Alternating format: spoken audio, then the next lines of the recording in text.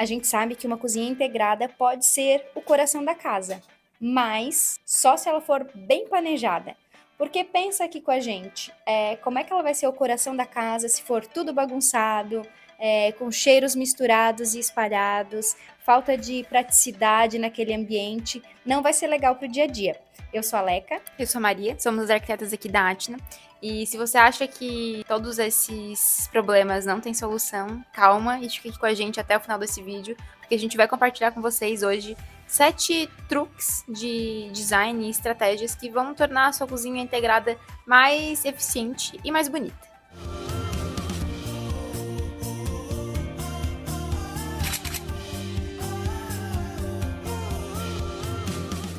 E o primeiro desse item é prestar atenção nos eletros. Eles são cruciais para o espaço. Primeiro que tem que pensar que eles vão te acompanhar por muito tempo se eles forem de qualidade. E aí, pensar neles para serem embutidinhos, porque quando eles estão fora do lugar, quando eles não têm um lugar específico, parece que está sempre bagunçado, como aquele micro-ondas onde tu, ao invés de enxergar só a frente dele, tu consegue enxergar toda a lateral, ou ele está sobrando muito no nicho ali. Eu acho que isso dá uma sensação de desconforto visual, de bagunça. E por falar em desconforto visual, também tem a cor do eletro, porque quando eles não são visualmente coerentes com a cozinha, também dá essa sensação de bagunça, de que ele tá ali, mas ele não deveria, sabe? Então eu acho que toda essa integração tem que ser pensada e os eletros fazem muito parte, né, disso do dia a dia, porque tu vai usar ele sempre, então, qualidade, esteticamente coerentes com o espaço, isso já vai trazer um alívio, um conforto para os olhos. E aí, nessa questão da cor do eletro, a gente fez um vídeo bem interessante, que foi um acontecimento aqui no escritório.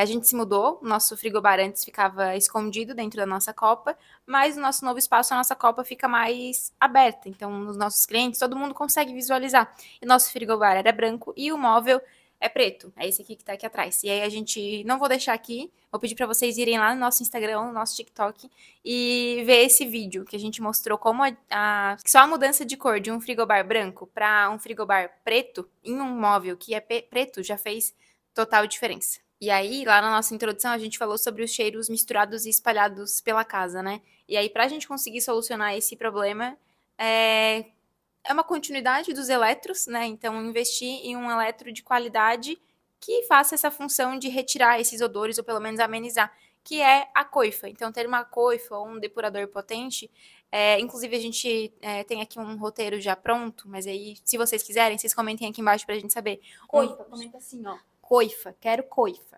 Isso, daí a gente vai contar para vocês todos os detalhes, tudo sobre coifas e diferença também entre coifa e depurador. Então hoje não vou me aprofundar muito no assunto, porque daí a gente faz esse vídeo específico para vocês e conta com mais detalhes. Mas então lembrar de sempre investir numa coifa, num depurador de boa qualidade, que tem uma boa potência, uma boa absorção, para que esses cheiros não fiquem espalhados, misturados pela casa. E aí existem vários tipos diferentes que dá para colocar.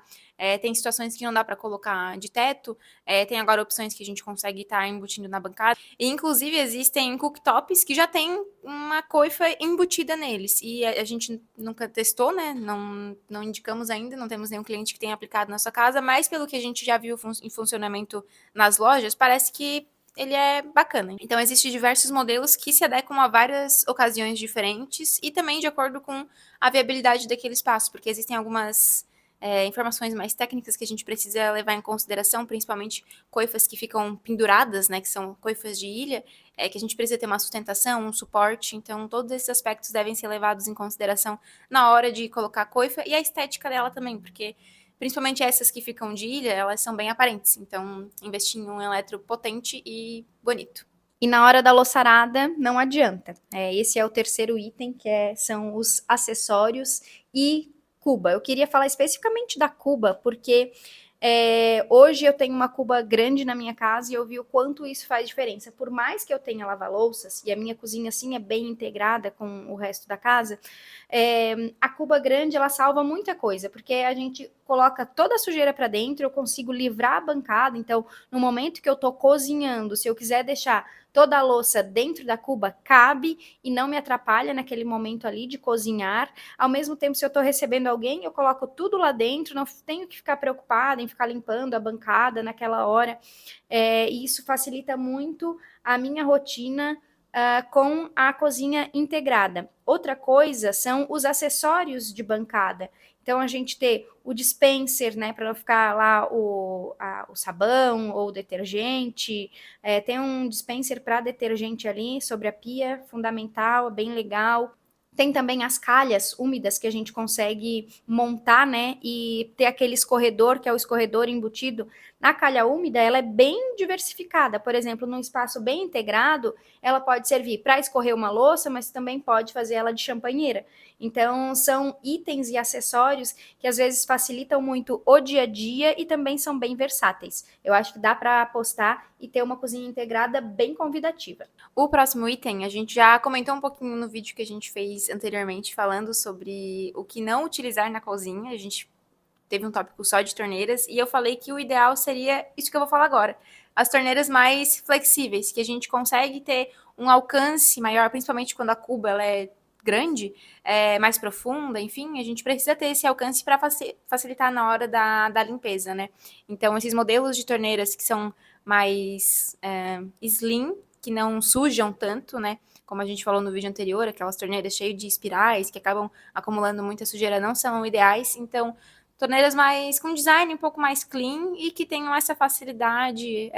Às vezes tem algumas que têm jatos diferentes, né? Então, para utilizar em situações diferentes, para fazer a higienização de um legume e, sei lá, conseguir limpar a cuba, por exemplo. E esse exemplo que eu acabei de dar é da torneira que ela tem duas funções em uma só, né? Tem esses jatos diferentes. Mas também tem a opção de deixar essa duchinha separada, quase como se fosse no chuveiro, que a gente tem o chuveiro e aquela duchinha menor, a famosa mangueirinha. Então dá para ter essa função também na torneira da cozinha.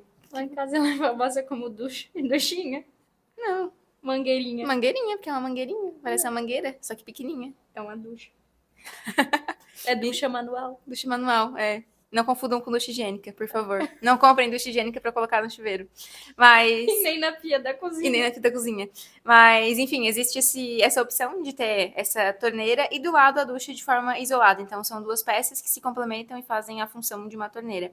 E algo que a gente, aqui no Brasil, não tem muito costume de usar, mas a gente já fez um vídeo aqui também em outro momento sobre cozinhas americanas e a gente comentou desse ponto, que é aquela torneirinha que fica acima do fogão, que acaba facilitando na hora da cocção mesmo, né? Então, em vez de ficar indo e voltando do fogão até a pia para ficar enchendo panela de água e tudo mais, assim facilita e já fica tudo mais num mesmo espaço, mais setorizado, e tu não atrapalha quem às vezes está lá cuidando da louça ou fazendo higienização de alimentos e tudo mais. Então, a torneira também é um ponto que vale a pena o investimento e pensar nela com carinho. Agora, aquele itemzinho, mas que a gente sempre fala, que sempre vai fazer diferença e a gente sempre vai falar, que é a iluminação bem pensada. E aí, na cozinha, a gente tem alguns artifícios que a gente precisa utilizar, mas respeitar também algumas necessidades. Porque a gente quer decorar, quer que seja bonita, afinal é uma cozinha integrada, mas a gente não pode esquecer da função.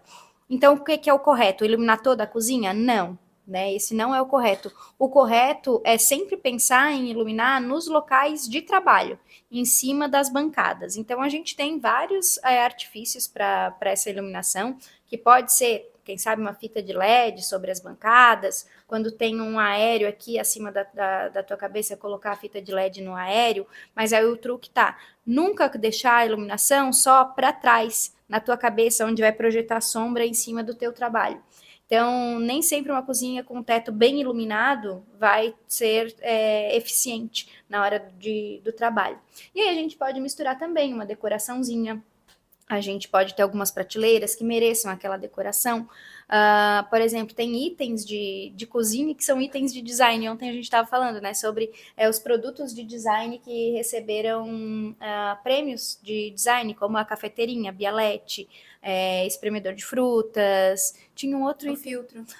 O filtro, um filtrinho de barro. Então, sei lá, qualquer peça que tu tenha um carinho, que seja um jogo de xícara, alguma coisa, tu vai querer iluminar. E aí tem uma iluminação específica. Tem a iluminação decorativa e a iluminação que é de trabalho. Mas não precisa ser uma iluminação geralzona, porque afinal a luz vai tirar a graça do resto, do que tu quer visualizar necessariamente. Até vale um dia a gente fazer um vídeo lá em casa para mostrar. Eu tenho, né, a arandela decorativa, tem as arandelas, as luminárias de refeição, que elas têm que ser um pouquinho mais aconchegantes, elas estão sobre a bancada, mas elas têm que ser combinadas com outra iluminação. Então a gente tem que pensar nessas composições, em qual função tu vai desenvolver em cada espaço. E a cozinha é um espaço em que a gente tem muitas superfícies de bancada de trabalho, como ela que acabou de comentar, né?